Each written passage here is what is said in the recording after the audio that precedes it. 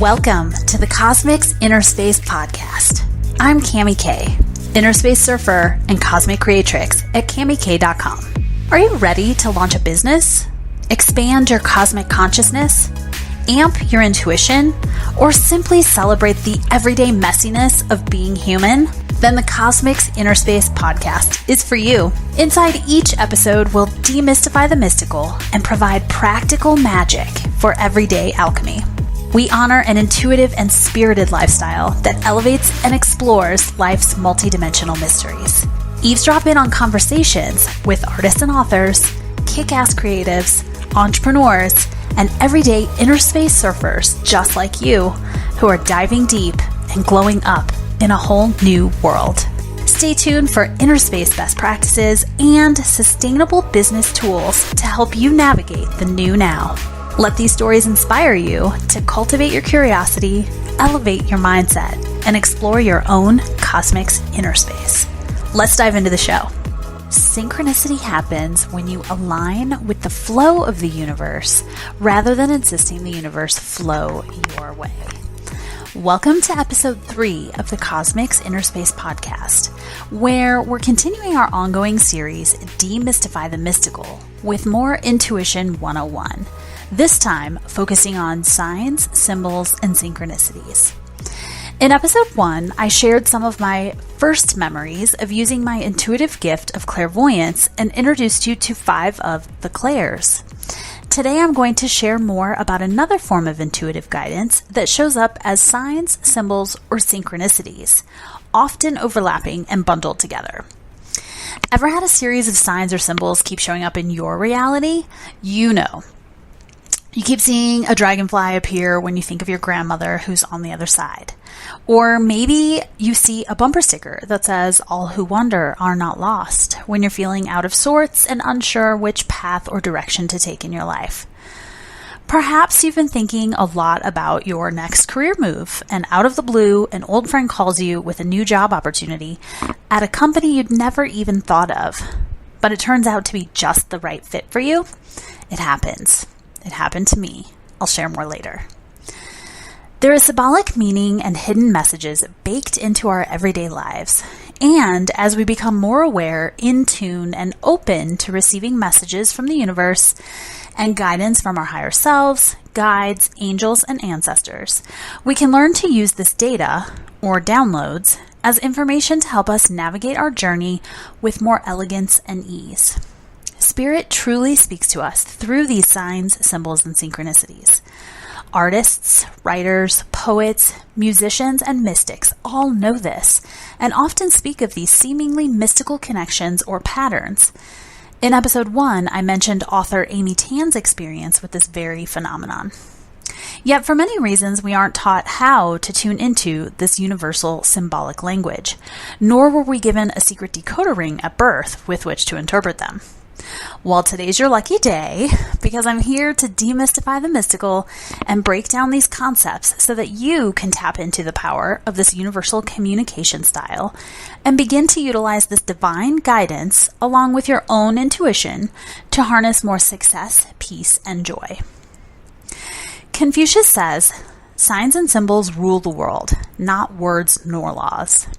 While I could talk about each of these 3 separately, the truth is they often overlap and intersect one another. So let's just dive in. It didn't take but a quick Google search for signs from the universe to find this list of 15 ways the universe sends messages via the good people over at A Conscious Rethink. I'll put the link in the show notes. So here's the list. 1. Recurring experiences. 2. Dreams. 3. Animals. 4. Patterns of numbers. 5. Synchronicity. 6. Losing, finding, or breaking objects. 7. Recurring words and phrases. 8. Pain and illness. 9. Songs, music, lyrics. 10. The weather. 11. Unexpected meetings. 12. Emotions that are out of place. 13. Unusual new words. 14 smells, and 15 gut feelings. So let's dissect a few of these and share a few stories so that you can be on the lookout for these types of signs when they appear in your own life. personally, I go through phases where I have super intense dreams that I'm able to remember, and then long periods where I don't remember them at all. In fact, last summer of 2020, I had lots of highly saturated, vividly colored, and wildly fantastical dreams. Dreams are most definitely a way for the universe, our higher self, or our spirit and interstellar squad to get our attention and help us process issues or challenges from our waking life. I keep a notebook on my nightstand, or I'll open up the Notes app on my phone so that I can capture snippets of symbols, different colors, people who show up, or animals that appear in my dreams. Dreams are typically not literal, so use discernment when interpreting them. I'll usually Google any symbols for my dreams to see what those key symbols mean, and then piece together what it might be trying to spell out for me. For example, many people dream about their teeth falling out. Dreaming about teeth can represent everything from a major life change to lack of self-esteem, for fear of getting older, or money issues. In fact, I've actually read lots of interpretations that talk about money issues. It can also symbolize rebirth to regretting something that you've said. So it really depends on what's going on in your life and how these might be trying to get your attention. I remember this summer I was focusing on self-care and I booked myself a massage. Well, during the massage, I fell asleep. And as I was transitioning back through the theta state, I had a vision or a dream that the Washington Monument exploded. In my dream, the top half flew up and off like a rocket. And then it was like fireworks and confetti came spraying out of the middle. Now, we all know what recently happened on January 6th, so I have to believe this was a message foretelling the extreme unrest within the collective about our federal government. Initially, I was super freaked out by what I envisioned, but I didn't feel fear. I took it more like a heads up that things were going to continue to be explosive in our old, outdated systems, structures, and paradigms. Animals are often messengers, and I encourage you to dive deeper into their individual meanings if they're showing up for you, either in your waking life or in your dream state. One site that I love is whatsyoursign.com. I've learned so much over the years from the site's creator. Her name is Avia Venefica. I hope I'm pronouncing that right. Avia, or Avia, contends the universe and all of its contents is a sacred energy that uses organic symbolism as a platform for expression. On her site, she says, the divine is always communicating with us. Its language is symbolic. So be sure to check out her site, and maybe I'll even reach out to her to have her on a future episode and talk more about this rich topic. There's tons of information online about repeating numbers, so I won't dig into that too deep here. Just Google angel numbers and you'll be guided to all kinds of information regarding repeating numbers. I definitely see repeating numbers all the time, and different ones depending on what's going on in my life. A few months ago, I was all in my head contemplating what to price a particular program that I was creating. I had a number in mind, but I wasn't sure if the price point might be too high. When I happened to be on the phone later that day talking through the program with a potential client, I mentioned the higher of the two price points. She got super excited and said, wait a second, how did you know 2222 was my number? I'm so in. So I wasn't even formally pitching the program to her. I was simply talking her through the modules of the course and potential pricing options. I had no idea she'd resonate with the number. So that helped clarify for me that initial instinct to price the program at that number was totally a ding ding, we have a winner. Number 7 on the list of signs is recurring words and phrases. Okay, I've got a pretty big one that honestly was the catalyst for my leaving my job after 8 years at ASU, selling my house in Phoenix, and then moving to Prescott, Arizona, which I'd only visited once or twice for day trips. I'd never even spent the night up here or spent more than a handful of hours. So I'll try to make this long story short.